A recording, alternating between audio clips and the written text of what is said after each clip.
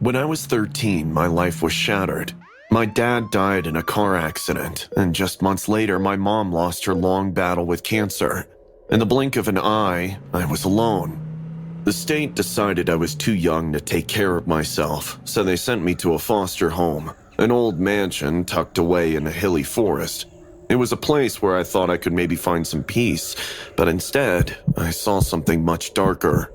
The mansion looked like something out of an old movie, tall with creaky floors and surrounded by thick, dark trees. Mrs. Damsel, who ran the place, was the foster mother and teacher for all kids. 10 other kids were living there, but they were off. They barely talked, moved around like robots, and ate candy like it was the only food they'd ever known. Not just the occasional piece. I'm talking bowls and bowls of the stuff for every snack. Mrs. Damsel had a few servants who helped her keep the place running, but one of them, Carl, stood out like a sore thumb. He was this creepy 50-year-old guy who had no business being around kids. He never knocked before entering our rooms, and he had this unsettling habit of watching us during meals, his eyes lingering a little too long. I couldn't put my finger on it, but something wasn't right about the way Carl interacted with us. He'd pop up out of nowhere, scaring us in the halls, and he always seemed to know what we were doing, even when we were supposed to be alone. The other kids didn't seem to notice, or if they did, they didn't care. They were too wrapped up in those damn candies. One night, I woke up to the sound of muffled crying. I crept out of bed and followed the noises to Luna's room. Luna was one of the quieter kids, always keeping to herself. When I peeked through the crack in her door, I saw Carl standing over her, whispering something. Luna was shaking, tears streaming down her face. No, please. Not that again. I don't want to do this. If you don't do what I say, you'll never get the magic candies again, Carl hissed. Luna's sobs grew louder, but she nodded, clearly terrified. I felt a chill run down my spine. Something was seriously wrong. The next day, I started keeping an eye on Carl, trying to figure out what he was up to. It didn't take long to piece things together. I noticed how the kids seemed to almost worship the candy, how they'd do almost anything for it, even things that made no sense, like cleaning Carl's shoes or giving him back rubs. One evening, I followed Carl to the pantry where he kept the candy. I waited until he left and then snuck in. That's when I found it, a stash of pills hidden behind the jars of sweets.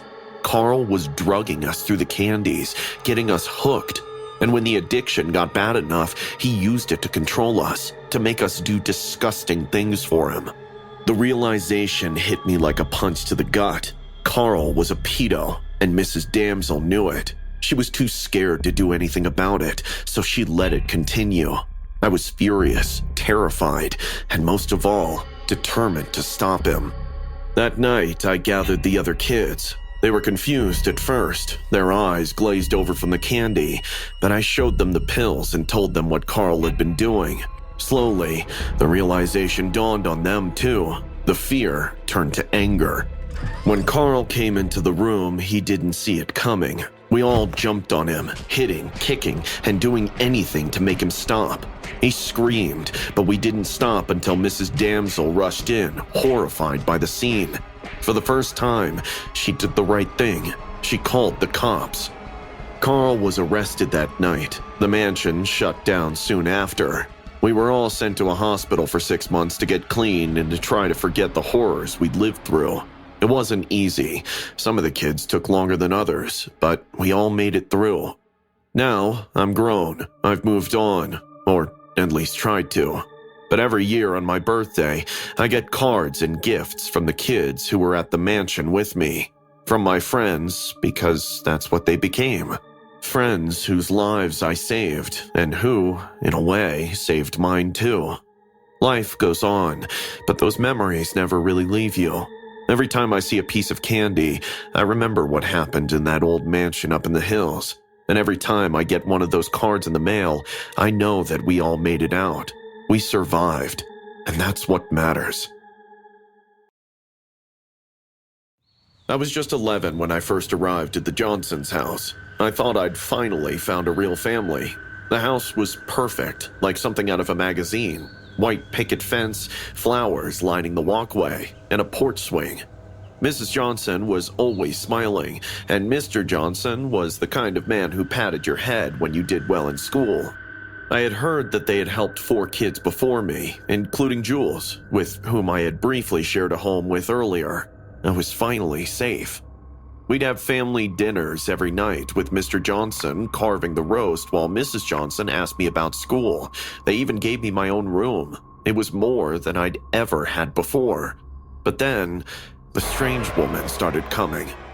It was always the same. The doorbell would ring and Mrs. Johnson's smile would tighten just a little. They never let me see her, not at first. They'd shut the door behind them and all I'd hear was their muffled voices. The first time I saw her was by accident. I'd forgotten my math book downstairs and had snuck out of bed to get it. I peeked around the corner just in time to see her being led to a small broom cupboard under the stairs. She was Chinese, maybe in her late 30s with long black hair, but weirdly the Johnsons locked the cupboard from outside. Why is that woman locked up in the room? Mrs. Johnson's smile was back in place by the time she answered. She's just a friend who needs some cleaning supplies. Don't worry, honey. Go back to your room. I didn't believe her. Something about the way she said it made my skin crawl. The visits became more frequent. Every few days the woman would show up, and each time the Johnsons would lock her away in the cupboard for a few hours. It wasn't just that, though. I started noticing other things, little things that didn't add up. Mr. Johnson would disappear late at night, only to return with dirt on his shoes and clothes. Mrs. Johnson would get phone calls, and after hanging up, she'd look worried. One night, I overheard them arguing in the kitchen. She's getting suspicious. We can't keep this up much longer. She's just a child. She doesn't understand. It's too late to back out now. We need to see it through. I didn't know what they were talking about, but I knew it wasn't good. Then, one night, I found the pictures. I went to Mr. Johnson's home office to get a stapler for my school project when I knocked over a stack of papers on his desk. As I picked them up, a few photos slid out from underneath. They were of children, boys and girls around my age or younger. Some of them were tied up. My hands shook as I shoved the photos back into the pile, but not before I saw the last one. It was of a Chinese woman sitting in the same broom cupboard that they always locked her in, only this time, she wasn't alone. There was a little girl with her, and I recognized her instantly. Jules. I knew then that something was terribly off.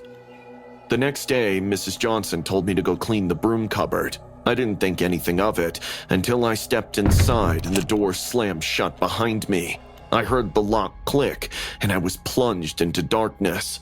Let me out! Please! But no one came. I don't know how long I was in there, but it must have been 2 to 3 days. I screamed until my throat was raw, but they didn't care. They would just give me food and water once in a day and kept a bucket beside me for me to relieve. And then, one night, the door opened. To my horror, it was the same mysterious Chinese woman. She didn't say a word, pulled out a marker, and wrote something in Chinese on my arms and neck before leaving. I had to think fast. There was nothing in the cupboard except for brooms, a mop, and a small toolbox. The toolbox. It took few hours to pry the nails out of the wooden panels, but it loosened the lock on the door, which finally gave way. I crawled out, covered in sweat and dirt, and then ran for the neighbor's house. When they opened their door, I burst into tears and told them everything. The police came soon after, and over the next month, a massive crackdown happened as the arrest of the Johnsons revealed a big human trafficking ring. They found the pictures, imprisoned the Chinese woman and her friends, and this scandal suddenly shook our small town. The Johnsons were arrested, but I still see their faces in my nightmares. I considered them close to my parents, not realizing that I was being groomed by them to be sold off. It's often the people with the warmest of smiles who have the darkest of hearts. When Jake and I were sent to live with Mrs. Hawthorne, we were told it was a fresh start. A chance to be part of a family again, to have a home in the countryside where the air was clean and the nights were quiet. I wanted to believe that, but the moment we arrived, something felt wrong. Mrs. Hawthorne's house was old, leaning under the weight of decades, surrounded by thick woods. The air inside was stale and marred with creaking floorboards. Mrs. Hawthorne greeted us with a strange smile. She was supposed to be old, with silver hair pinned into a tight bun and wrinkly arms, but her face looked young and radiant, as if she were 30. There were 3 other children there, which was odd since we were not told about them. They were quiet, their eyes downcast, moving like they were half asleep. Jake, do you think they're okay? They're just shy, Mia. We'll be fine. But as the days passed, I wasn't so sure. The house itself seemed alive, with doors that creaked open on their own and shadows that slithered across the walls. At night, I'd hear strange noises coming from the attic, scratching, like something was trying to claw its way out. The other children never talked about it, never even seemed to notice. But when I pressed one of the boys, Oliver, about it, he just told me to not talk about it, or the caregiver would know. I'm sure she can't hear us. That is when Oliver's face paled and he turned away, saying that the caregiver was not Mrs. Hawthorne. It was the first time I heard about the caretaker, but it wouldn't be the last. The other kids whispered about it when they thought no one was listening, but I caught fragments of their conversations. They believed the caretaker lived in the attic, that it controlled Mrs. Hawthorne, that it was the reason for all the strange things that happened there. Every night, Mrs. Hawthorne performed strange rituals. She'd light candles, dozens of them, and arrange them in a circle in the living room. She'd chant in a language I didn't understand, her voice rising and falling like the wind through the trees. The first time I saw it, I was frozen. Her rituals grew more bizarre. Her voice was more frantic. I rushed back, scared, but I noticed that the other children were suddenly getting weaker. They were pale, their eyes sunken, and they moved even slower than before. It was as if the life was being drained out of them. One day, I found an old photograph. It was of Mrs. Hawthorne standing in front of the house, but something was off. The photo was dated 1952, but Mrs. Hawthorne looked exactly the same. No wrinkles, no signs of aging, her skin still exactly the same. My heart raced as I realized that something strange was afoot. I looped in Jake, and that night we planned to see the attic. The candles were already lit, and Mrs. Hawthorne was in the middle of one of her rituals. Her chanting was louder, more frantic, and the house seemed to pulse with a dark energy. The shadows on the walls twisted and writhed, almost if they were alive. We waited until Mrs. Hawthorne was deep in her ritual, and then we snuck up. The attic door was locked, but we could hear something moving behind it. Jake was a god at breaking locks, and I gave him my hairpins. Jake, hurry! We need to do this before she notices. I'm trying, Mia. Just keep watch. And then it came undone. We went inside, amidst the darkness and the strange smell. Jake had brought a match, and as soon as he hit it, we saw a figure in the sparks. It wasn't human or an animal. It was easily over 10 feet tall and had red eyes. Before we could even get out of the jolt, I realized that the smell was of gasoline, and before I could stop Jake, he threw the almost burnt-out stick on the floor to pull out a new one. That was it. A terrifying blaze swept through the attic, and in the middle, we saw the demonic figure wail. We turned to run, but Mrs. Hawthorne was already there, her eyes pitch black and her mouth twisted into a snarl. You think you can escape? You're mine! Jake pushed me towards the stairs while he charged at her. Run, Mia! I'll hold her off! I resisted, but Jake pushed me down the stairs. I looked back just in time to see the black entity and Mrs. Hawthorne merge into one. Suddenly, huge claws grew out of her fingers as the fire surrounded her. The fire roared, consuming the attic, but it was too late. I ran to the other kids for help, but as I approached them, I stood in shock. They all had entirely pitch black eyes as well, and then it made sense why no one had told us about those kids earlier. They were all dead as well.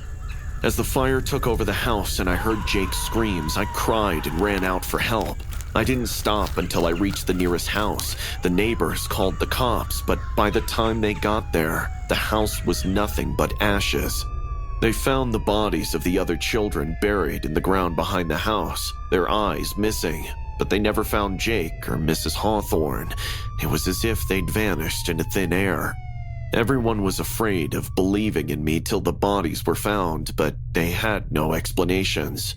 I still remember it clearly, even after a decade, about what I saw that night. I just pray that Jake found his peace.